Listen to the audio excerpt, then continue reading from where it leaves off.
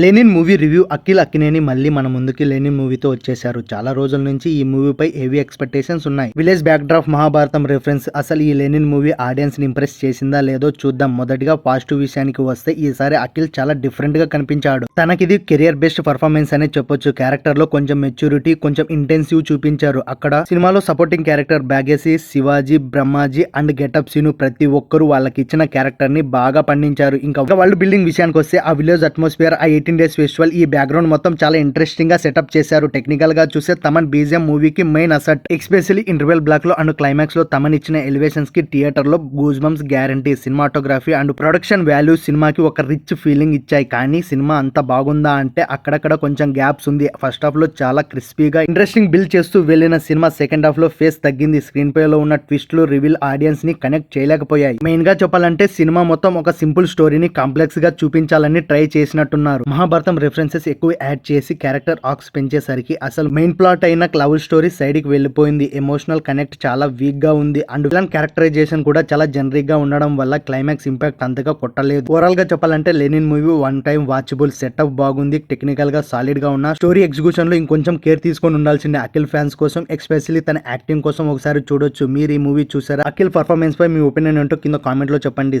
Video నచ్చితే like చేయండి, subscribe చేసుకోండి. నెక్స్ట్ వీడియోలో కలుద్దాం. బాయ్.